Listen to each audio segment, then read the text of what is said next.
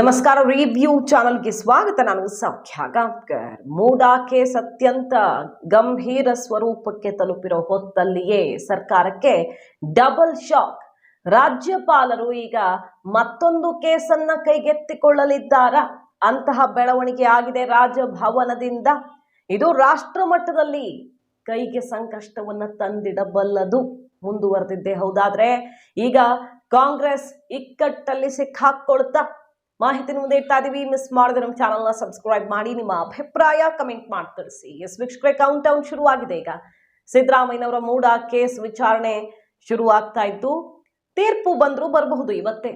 ವಿಚಾರಣೆ ಬಹುತೇಕ ಅಂತಿಮ ಹಂತಕ್ಕೆ ಬರ್ತಾ ಇರೋದ್ರಿಂದ ಇನ್ನೂ ಸ್ವಲ್ಪ ವಾದ ಪ್ರತಿವಾದ ಬಾಕಿ ಇದೆ. ಇವತ್ತೇ 5 ಗಂಟೆ 5:15 ತೀರ್ಪು ಬಂದರೂ ಅಚ್ಚರಿ ಇಲ್ಲ. ಹೈಕೋರ್ಟು ಸುಪ್ರೀಂ ಕೋರ್ಟು ಏನು ಮಾಡ್ತಾರೆ, ಸಿದ್ದರಾಮಯ್ಯನವರನ್ನ ಹೈಕಮಾಂಡ್ ಇಳಿಸತ್ತೋ ಉಳಿಸ್ಕೊಳ್ಳತ್ತೋ ಅನ್ನೋ ಕುತೂಹಲಕಾರಿ ಘಟ್ಟದಲ್ಲಿರೋ ಹೊತ್ತಲ್ಲಿ ಸರ್ಕಾರಕ್ಕೆ ಇಬ್ಬರು ಪ್ರಮುಖ ಅತ್ಯಂತ ಪ್ರಬಲ ಮಂತ್ರಿಗಳಿಗೆ ಅಷ್ಟೇ ಅಲ್ಲ, ಕಾಂಗ್ರೆಸ್ ಹೈಕಮಾಂಡ್ಗೂ ಕೂಡ ಇದು ಮತ್ತೊಂದು ಆಘಾತ.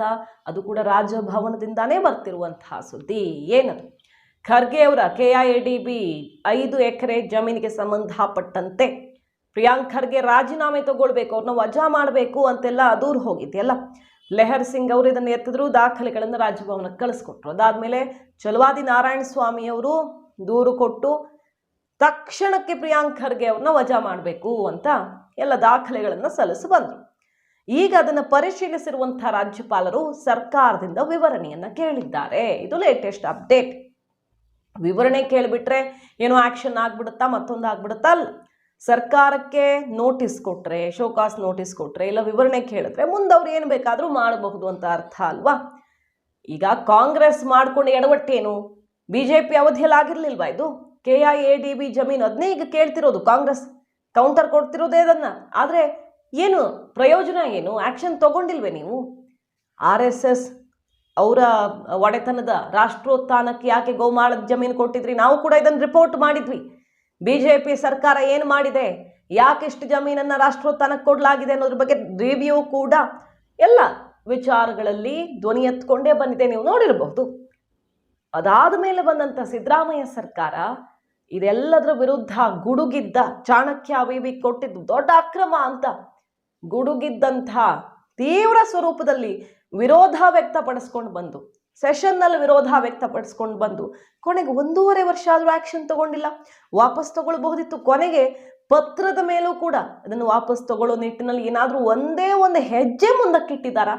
ಸಿದ್ದರಾಮಯ್ಯ ಸರ್ಕಾರದಲ್ಲಿ ಏನೂ ಆಗಿಲ್ಲ. ತೀವ್ರ ವಿರೋಧ ಚಾಣಕ್ಯ ಅಭಿವೃದ್ಧಿಗೆ ಸಂಬಂಧಪಟ್ಟಂತೆ. ರಾಷ್ಟ್ರೋತ್ಥಾನದ್ದು ಅಷ್ಟೇ ಆಕ್ರೋಶ ವ್ಯಕ್ತವಾಗಿತ್ತು. RSSಗೆ ಅನುಕೂಲ ಮಾಡಿಕೊಡೋದಕ್ಕೆ ನೀವು ನಡೆಸ್ತಾ ಇದ್ದೀರಾ ಸರ್ಕಾರವನ್ನ ಅಂತ ಆಕ್ರೋಶ ವ್ಯಕ್ತವಾಗಿತ್ತು. ಆದ್ರೆ ಏನು ಪ್ರಯೋಜನ? ಆಕ್ರೋಶಕ್ಕೆ ಮುಗಿದು ಹೋಯ್ತು, ಆಕ್ಷನ್ ಆಗಿಲ್ಲ. ತಮಗೆ ಅಧಿಕಾರ ಬಂದ ಮೇಲೆ ತಗೊಳ್ಬಹುದಿತ್ತು, ಇಲ್ಲ ಇವರೇ ರಾಜ್ಯಪಾಲರ ಮೊರೆ ಹೋಗಬಹುದಿತ್ತು. ಯಾವುದೂ ಆಗಿಲ್ಲ. ಒಂದೇ ಒಂದು ಪತ್ರ ವ್ಯವಹಾರವೂ ಆಗಿಲ್ಲ ಇದಕ್ಕೆ ಸಂಬಂಧಪಟ್ಟಂತೆ. ಈಗ BJP ಅವರು ದೂರು ಕೊಡ್ತಿದ್ದಾರೆ. ಯಾಕಂದ್ರೆ ಸರ್ಕಾರಕ್ಕೆ ಒಂದಾದ ಮೇಲೆ ಒಂದು ಸಂಕಷ್ಟಗಳು ಬಂದು ಸುತ್ತಿಕೊಳ್ತಿದೆ. ಸರ್ಕಾರ ಮುಖ್ಯಮಂತ್ರಿ ಕುರ್ಚಿ ನಿಟ್ಟಿನಲ್ಲಿ ಏನಾದರೂ ದೊಡ್ಡ ಟ್ವಿಸ್ಟ್ ಆಗಬಹುದಾ ಅನ್ನುವ ಬೆಳವಣಿಗೆಗಳಾಗ್ತಿರೋದ್ರಿಂದ ಅದನ್ನು ಮತ್ತಷ್ಟು ಸ್ಟ್ರಾಂಗ್ ಮಾಡೋದಿಕ್ಕೋ ಏನೋ BJP ಅವರು ಅಸ್ತ್ರ ಎತ್ತು ಬಿಟ್ಟಿದ್ದಾರೆ. ತಪ್ಪು ಯಾರದ್ದೀಗ? ಕಾಂಗ್ರೆಸ್ನವರು ಮಾಡಬೇಕಿತ್ತು.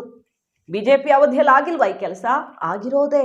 ಆದರೆ ಇವರು ಎತ್ತಿಲ್ಲ, ದೊಡ್ಡ ಮಟ್ಟದಲ್ಲಿ ಆಕ್ಷನ್ ತಗೊಳ್ಳೋದಕ್ಕೆ ಮುಂದಾಗಿಲ್ಲ. ಈಗ ರಾಜಭವನಕ್ಕೆ ದೂರ ಹೋಗಿದೆ. ಪ್ರಿಯಾಂಕ್ ಖರ್ಗೆ ಅವರನ್ನು ವಜಾ ಮಾಡಬೇಕು. ಯಾಕಂದ್ರೆ ಸಿದ್ಧಾರ್ಥ ಟ್ರಸ್ಟ್ ಯಾರದ್ದು? ಏನು ಪಬ್ಲಿಕ್ ಟ್ರಸ್ಟ್ ಅಲ್ಲ, ಒಂದು ಕುಟುಂಬಸ್ಥರೇ ಎಲ್ಲ ಸದಸ್ಯರು. ಅಲ್ಲಿ ಟ್ರಸ್ಟ್ನ ಸದಸ್ಯರ್ಯಾರು? ಖರ್ಗೆ ಅವರ ಪತ್ನಿ ಪ್ರಿಯಾಂಕ್ ಖರ್ಗೆ, ಇನ್ನೊಬ್ಬರು ಮಗ ರಾಹುಲ್ ಖರ್ಗೆ, ಈ ರೀತಿ ಅವ್ರ ಫ್ಯಾಮಿಲಿಯವರೇ ಇರುವಂತಹ ರಾಧಾಕೃಷ್ಣ ಅವರು MP, ಇವ್ರುಗಳೇ ಇರುವಂತಹ ಟ್ರಸ್ಟ್ ಇದು. ಸೊ ಇದು ಸ್ವಹಿತಾಸಕ್ತಿ ಮತ್ತು ಪರಿಶಿಷ್ಟರಿಗೆ ಮೀಸಲಾಗಿರುವ ಹಾಗೆ CSI2 ಅದಕ್ಕೆ ನಿಯಮಗಳಿರ್ತಾವಲ್ಲ. ಕೊಡಬಾರ್ದು ಅಂತಲ್ಲ, ಕೊಡೋದಿಕ್ಕೆ ಅವಕಾಶ ಇದೆ, ಕೊಡೋದಿಕ್ಕೆ ನಿಯಮ ಇರುತ್ತೆ. ಅಪ್ಲಿಕೇಶನ್ ಪ್ರಾಸೆಸ್ಸು ಮತ್ತೊಂದು ಏನೂ ಆಗದೆ ಸರ್ಕಾರದ ಬೊಕ್ಕಸಕ್ಕೆ ಕೋಟಿಗಟ್ಟಲೆ ನಷ್ಟ ಆಗೋ ರೀತಿಯಲ್ಲಿ ಇದನ್ನು ಅಕ್ರಮವಾಗಿ ಹಂಚಲಾಗಿದೆ ಅನ್ನೋದಲ್ವಾ ಈಗ ವಿಚಾರ ಇರೋದು. ಇದನ್ನೀಗ ರಾಜ್ಯಪಾಲರ ಗಮನಕ್ಕೆ ತಗೊಂಡು ಹೋಗಿ ದಾಖಲೆಗಳನ್ನು ಸಬ್ಮಿಟ್ ಮಾಡಲಾಗಿದೆ. ಖರ್ಗೆ ಅವರು ರಾಜೀನಾಮೆ ಕೊಡಬೇಕು, ಇಲ್ಲಿ ಪ್ರಿಯಾಂಕ್ ಖರ್ಗೆ ಅವರು, ದೊಡ್ಡ ಖರ್ಗೆ ಸಣ್ಣ ಖರ್ಗೆ ಇಬ್ಬರೂ ರಾಜೀನಾಮೆ ಕೊಡಬೇಕು ಅಂತ ದೊಡ್ಡ ಮಟ್ಟದಲ್ಲಿ ಹೋರಾಟ ನಡೀತಿದ್ದು. ಈ ಮೂಡಾ ರಿಪೋರ್ಟ್ ಏನು ಕೋರ್ಟ್ ಅಂಗಳದಲ್ಲಿ ಇದೆಯಲ್ಲ, ಈಗ ತೀರ್ಪು ಬರೋಕ್ಕೆ ಕಾಯ್ತಿದ್ದಾರೆ. ಅದು ಬರ್ತಿದ್ದ ಹಾಗೆ ರಾಷ್ಟ್ರ ಮಟ್ಟದಲ್ಲಿ ಡೆಲ್ಲಿಯಲ್ಲಿ ಎತ್ಕೊಳ್ಳೋದಕ್ಕೆ ಖರ್ಗೆ ಅವರು ಮೊದಲು ನೈತಿಕ ಹೊಣೆ ಹೊತ್ತು ಕೆಳಗಿಳಿಲಿ ಅಂತ ಹೋರಾಟ ಶುರು ಮಾಡೋದಕ್ಕೆ ಹೈಕಮಾಂಡಿಂದ ಬಿಜೆಪಿ ಹೈಕಮಾಂಡಿಂದ ಗ್ರೀನ್ ಸಿಗ್ನಲ್ ಸಿಕ್ಕಾಗಿದೆ.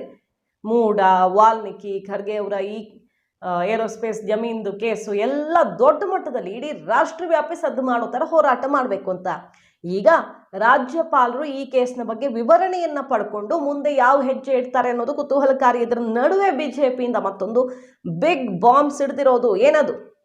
ಬೃಹತ್ ಕೈಗಾರಿಕಾ ಸಚಿವ MB ಪಾಟೀಲ್ ವಿರುದ್ಧ ದೊಡ್ಡದೊಂದು ರಹಸ್ಯವನ್ನ ಹೊರಗಿಟ್ಟಿದ್ದಾರೆ. ಅದ್ರ ಬಗ್ಗೆ MB ಪಾಟೀಲ್ ಏನ್ ಹೇಳ್ತಾರೆ, ಈಗ ಆರೋಪ ಮಾಡಿರೋ ಬಿಜೆಪಿ ನಾಯಕರು ಏನೇನು ದಾಖಲೆ ಕೊಡ್ತಾರೆ, ಎಲ್ಲಿ ದೂರು ಕೊಡ್ತಾರೆ, ರಾಜ್ಯಪಾಲರು ತಗೊಂಡು ಹೋಗ್ತಾರ, ಇಬ್ಬರಿಬ್ರು ಮಂತ್ರಿಗಳಿಗೆ ದೊಡ್ಡ ಮಟ್ಟದಲ್ಲಿ ಸಂಕಷ್ಟ ಎದುರಾಗಲಿದೆ ನೋಡ್ಬೇಕು. 8 ಎಕರೆ ಎಷ್ಟು ಬೆಲೆ ಬಾಳೋದು? ಇದು 160 ಕೋಟಿ ಬೆಲೆ ಬಾಳುವ 8 ಎಕರೆ ಸೈಟ್ ಅನ್ನ ಅಕ್ರಮವಾಗಿ ಹಂಚಿದ್ದಾರೆ. ಬಾಗ್ಮನೆ ಡೆವಲಪರ್ಸ್ ನಿಂದ 4 ಕೋಟಿ ಸಾಲ ಪಡ್ಕೊಂಡಿದ್ದೀನಿ ಅಂತ ಹೇಳ್ಕೊಂಡಿದ್ದಾರೆ ಡಾಕ್ಯುಮೆಂಟ್ಸ್ ಅಲ್ಲಿ. MB ಪಾಟೀಲ್ರು ಯಾರು? ಈ ಬಾಗ್ಮನೆ ಡೆವಲಪರ್ಸ್ ಮಾಲೀಕರು ರಾಮಕೃಷ್ಣ, ಅನುರಾಧ. ಮೊನ್ನೆ ಸೈಟ್ ಅಲಾಟ್ ಮಾಡಿದ್ದು 8 ಎಕರೆ ಲ್ಯಾಂಡ್, 160 ಕೋಟಿ ಬೆಲೆ ಬಾಳು ಜಮೀನು. ಈ ಡೈರೆಕ್ಟರ್ಗಳು, ಬಾಗ್ಮನೆ ಡೈರೆಕ್ಟರ್ಗಳು ಯಾರಿದ್ದಾರೋ ಅವ್ರಿಗೆ ಅಲಾಟ್ ಆಗಿರೋದು ಅಂತ ಗಂಭೀರ ಆರೋಪ ಮಾಡ್ತಿದ್ದಾರೆ. ಅವರಿಂದ ಸಾಲ ತಗೊಂಡು ಅವ್ರಿಗೆ ಸೈಟ್ ಕೊಟ್ಟಿದ್ದಾರೆ. ಇವಾಗ ಯಾರು ಲಜ್ಜೆಗೆಟ್ಟವರು ಅಂತ ಕೌಂಟರ್ ಮಾಡ್ತಿರೋದು. ಛಲವಾದಿ ನಾರಾಯಣ ಸ್ವಾಮಿ ಮತ್ತು ಕಾಂಗ್ರೆಸ್ ನಾಯಕರ ನಡುವೆ ಪರ್ಸನಲ್ ಅಟ್ಯಾಕ್ ಯಾವ ಹಂತಕ್ಕೆ ಹೋಗ್ತಾ ಇದೆ ನೋಡ್ತಾ ಇದ್ದೀವಿ ನಾವು. ಕೀಳುಮಟ್ಟಕ್ಕೆ ನಾನು ಇಳಿದಿಲ್ಲ. ಇದೇ ವರ್ಷದ ಫೆಬ್ರವರಿಯಲ್ಲಿ ಆಗಿರುವಂತಹ ಸೈಟ್ಗಳಿವು. ದಾಖಲೆಗಳ ಮೂಲಕ ಇದನ್ನ ಎಲ್ಲಿಗೆ ತಗೊಂಡು ಹೋಗ್ಬೇಕು, ಹೋಗ್ತೀವಿ, ನೋಡಿ ಏನಾಗುತ್ತೆ ಅಂತ ಓಪನ್ ಚಾಲೆಂಜ್ ಹಾಕಿದ್ದಾರೆ. ದಾಖಲೆ ಬಿಟ್ಟು 4 ಕೋಟಿ ಸಾಲ ತಗೊಂಡಿದ್ದೀನಿ ಎಲೆಕ್ಷನ್ಗೆ ಅಂತ ತೋರಿಸ್ತೀರಿ, ಆದರೆ ಅವ್ರಿಗೆ ಎಷ್ಟು ಎಕರೆ ಕೊಟ್ಟಿದ್ದೀರಿ ಬಾಗ್ಮನೆ ಡೆವಲಪರ್ಸ್ಗೆ ಅಂತ ದಾಖಲೆ ಬಿಟ್ಟಿರೋದು. ಹೈಟೆಕ್ ಏರೋಸ್ಪೇಸ್ ಪಾರ್ಕ್ನಲ್ಲಿ 8 ಎಕರೆ CA ನಿವೇಶನ ಅಂದ್ರೇನು ಸುಮ್ಮನೆ ಅಲ್ಲ ಇದು. ಇಂಥದ್ದೊಂದು ಬೆಲೆ ಬಾಳುವ ಜಾಗವನ್ನ ಬಾಗ್ಮನೆ ಡೆವಲಪರ್ಸ್ಗೆ ಕೊಟ್ಟಿದ್ದಾರೆ. ರಾಜ ಬಾಗ್ಮನೆ, ದಂಡಿಗಾನಹಳ್ಳಿ ವೆಂಕಟರಮಣಪ್ಪ ರಾಮಕೃಷ್ಣ ಇಬ್ರು ಮತ್ತು ಬಾಗ್ಮನೆ ಡೆವಲಪರ್ಸ್ ಈ 2 ಕಂಪನಿಗಳ ನಿರ್ದೇಶಕರು ಯಾರಿದ್ದಾರೆ ಅವ್ರಿಗೂ ಕೊಡಲಾಗಿದೆ ಅಂತ ಗಂಭೀರವಾದ ಆರೋಪ ಮಾಡಿ ದಾಖಲೆಗಳನ್ನ ರಿಲೀಸ್ ಮಾಡ್ತಿದ್ದಾರೆ. ಅಷ್ಟೇ ಅಲ್ಲ, ಇನ್ನೂ ಒಂದಾಗಿದೆ ಅಂತ ಹೇಳ್ತಿರೋದು. ಪಕ್ಕದ ತೆಲಂಗಾಣದ ಕಂಪನಿಗೆ ಕರ್ನಾಟಕದ CA ಸೈಟ್ ಯಾಕೆ ಕೊಟ್ಟಿದ್ದೀರಿ ಅನ್ನೋ ಬಿಗ್ ಬಾಂಬ್. ಮಿಸಸ್ ಹರಿತಾ ಲಾಜಿಸ್ಟಿಕ್ಸ್ ವೇರ್ ಹೌಸ್ ಪ್ರೈವೇಟ್ ಲಿಮಿಟೆಡ್ಗೆ 10.5 ಎಕರೆ CA ಸೈಟ್ ಕೊಡಲಾಗಿದೆ. ಎಷ್ಟು ಎಕರೆ? 10.5 ಎಕರೆ CA ಸೈಟ್ ಅನ್ನು ಕೊಡಲಾಗಿದೆ ಅಂತ ಆರೋಪ ಮಾಡ್ತಿರೋದು. ತೆಲಂಗಾಣದವ್ರಿಗೆ ಕರ್ನಾಟಕದ CA ಸೈಟ್ ಯಾಕೆ ಕೊಟ್ರಿ? ಅಲ್ಲಿ ಕಂಪನಿ ಇದು. ವಸತಿ ಪ್ರಾಜೆಕ್ಟ್ಗೆ 10.5 ಎಕರೆ CA ಸೈಟ್ ಹೆಂಗ್ ಕೊಟ್ಟಿದ್ದೀರಾ? ಡಿಫೆನ್ಸ್ ಏರೋಸ್ಪೇಸ್ ಪಾರ್ಕ್ನಲ್ಲಿ ಎಷ್ಟು ಜನಕ್ಕೆ ವಸತಿ ಪ್ರಾಜೆಕ್ಟ್ಗೆ ಸೈಟ್ ಕೊಡ್ತಿದ್ದೀರಿ? ಹಾಗಾದ್ರೆ ಎಷ್ಟು ಜನಕ್ಕೆ R&Dಗೆ ನಿವೇಶನ ಕೊಡ್ತಾ ಇದ್ದೀರಿ? ಇದೆಲ್ಲ ಬಿಟ್ಟು ನಿಮಗೆ ಬೇಕಾದವ್ರಿಗೆ ಸ್ವಹಿತಾಸಕ್ತಿಗೆ ಇಂತಹ ಕೆಲಸಗಳನ್ನು ಮಾಡ್ತಾ ಇದ್ದೀರಿ. ಎಲ್ಲ ಅಕ್ರಮ ಅನ್ನುವಂತಹ ವಿಚಾರ ಮುಂದೆ ನಾವು ಹೋರಾಟಕ್ಕೆ ಎತ್ಕೊಳ್ತೀವಿ. ದಾಖಲೆ ಬಿಟ್ಟು ಗಂಭೀರ ಆರೋಪ ಮಾಡಿದ್ದಾರೆ. ಕಾನೂನು ಹೋರಾಟಕ್ಕೆ ಎತ್ತುಕೊಳ್ಳಬಹುದು ಬಿಜೆಪಿ. ಛಲವಾದಿ ನಾರಾಯಣ ಸ್ವಾಮಿ ಅವರು ವಿಶೇಷವಾಗಿ ವೈಯಕ್ತಿಕವಾಗಿ ತಗೊಂಡಂಗೆ ಕಾಣಿಸ್ತಿದೆ. ಯಾಕಂದ್ರೆ ನೋಡಿದ್ದೀವಿ ಶೆಡ್ಡು ಮತ್ತೊಂದು ಅಂತ ಯಾವ ಹಂತಕ್ಕೆ ಜಟಾಪಟಿ ಆಗಿದೆ ಅಂತ. ಬಿಜೆಪಿ ಅವ್ರದ್ದೇನು ಯಾರ್ಯಾರು CA ನಿವೇಶನ ತಗೊಂಡಿದ್ದಾರೆ ಅಂತ ಕಾಂಗ್ರೆಸ್ ಕೌಂಟರ್ ಕೊಡ್ತಲ್ಲ, ಅವರದ್ದೇ ಇದೆಯಲ್ಲ ಚಾಣಕ್ಯ, RSS, ರಾಷ್ಟ್ರೋತ್ಥಾನ ಎಲ್ಲ ಎಕ್ಸಾಂಪಲ್ಸ್ ಕೊಟ್ಟು ಕೌಂಟರ್ ಮೇಲೆ ಕೌಂಟರ್ ಕೊಟ್ಟಿದೆ. ಕಾಂಗ್ರೆಸ್ಗೇನು ಇಲ್ಲಿ ಅಸ್ತ್ರ ಇಲ್ಲ ಅಂತಲ್ಲ, ಆದ್ರೆ ಇವರು ಕಾನೂನು ಹೋರಾಟ, ರಾಜಭವನ ಅಂತ ಒಂದು ಹೆಜ್ಜೆ ಮುಂದಕ್ಕೆ ಹೋಗಿದ್ದಾರೆ. ಕಾಂಗ್ರೆಸ್ ಅದನ್ನು ಮಾಡೋ ಟೈಮ್ ಮೀರ್ ಹೋದಂಗೆ ಕಾಣಿಸ್ತಿದೆ. ಈಗ ಅದು ಅವ್ರು ಎತ್ಕೊಳ್ಬಹುದು, ಬಹುಶಃ ಇವ್ರು ಎತ್ಕೊಂಡ್ರೆ ಅವರು ಎತ್ಕೊಳ್ಬಹುದು. ಬಟ್ ಮೂಡಾ ಕೇಸ್ ಬೇರೆ ಕುತ್ತಿಗೆಗೆ ಬಂದು ಕೂತಿದೆ. ಎಲ್ಲ ಒಟ್ಟೊಟ್ಟಿಗೆ ಉರುಳು ಬಿಗಿಯಾಗ್ತಿರೋ ಟೈಮಲ್ಲಿ ಪ್ರಿಯಾಂಕ್ ಖರ್ಗೆ ಅವರ ವಿರುದ್ಧ ಕ್ರಮ ಜರುಗಿಸೋದಿಕ್ಕೆ ಮುಂದಾಗ್ತಾರ ರಾಜ್ಯಪಾಲರು. ಕುತೂಹಲಕ್ಕೆ ಕಾರಣ ಆಗಿರೋದು ಇಂಥದ್ದೊಂದು ಮಹತ್ವದ ಬೆಳವಣಿಗೆ. MB ಪಾಟೀಲ್ರ ವಿರುದ್ಧ ಅತ್ಯಂತ ಗಂಭೀರವಾದ ಆರೋಪ. 2 ಕೇಸ್ಗಳನ್ನ ಹೇಳ್ತಾ ಇದ್ದಾರೆ ಛಲವಾದಿ ನಾರಾಯಣ ಸ್ವಾಮಿ ಅವರು. ಅದರ ನಿಟ್ಟಿನಲ್ಲಿ ಏನು ಹೋರಾಟಕ್ಕೆ ಎತ್ಕೊಳ್ತಾರೆ ನೋಡ್ಬೇಕು. ಸೊ ಮುಖ್ಯಮಂತ್ರಿಗಳ ಬಳಿಕ ಈಗ ಪ್ರಿಯಾಂಕ್ ಖರ್ಗೆ MB ಪಾಟೀಲ್ರಿಗೆ ಕುತ್ತಿಗೆಗೆ ಬರಲಿದೆಯಾ ನೋಡ್ಬೇಕು.